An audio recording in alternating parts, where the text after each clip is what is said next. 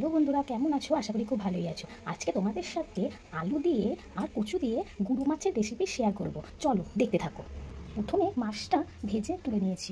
এরপর কড়াইয়ে সর্ষের তেল দিয়ে দিলাম। সর্ষের তেল গরম হয়ে গেলে একটু জিরে সম্বার দেওয়া হয়ে গেলে এরপর আলু আর কচুটা তেলের মধ্যে দিয়ে দেবো।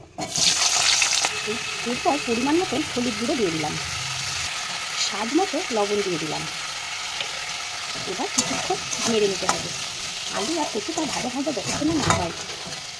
এরপর আলু আর কচুটা ভাজা ভাজা হয়ে এলে আগে থেকে বেটে রাখা জিরে, আদা আর লঙ্কা তার পেস্টটা দিয়ে দিতে হবে।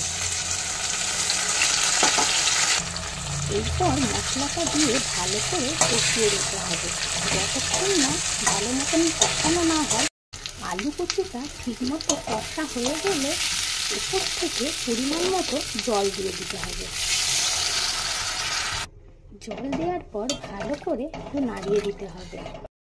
ঝোলটা ফুটে আসলে একটা পাত্র দিয়ে ঢেকে দিতে হবে যতক্ষণ না আলু আর কচুটা সিদ্ধ হয়।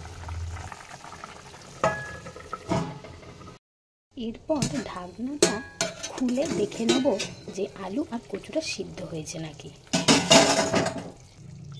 দেখো বন্ধুরা, আলু আর কচু কিন্তু পুরো সিদ্ধ হয়ে গেছে। এই যে পুরো সিদ্ধ হয়ে গেছে। এরপর ভেজে রাখা মাছগুলো দিয়ে দিতে হবে।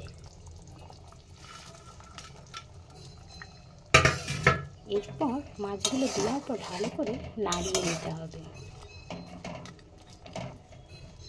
একটু ফুটে গেলেই তারপর মাছটা পুরো রেডি হয়ে গেল এই মাছের রেসিপি। তোমাদের কার কেমন লাগলো অবশ্যই কিন্তু জানাতে ভুলো না। টাটা।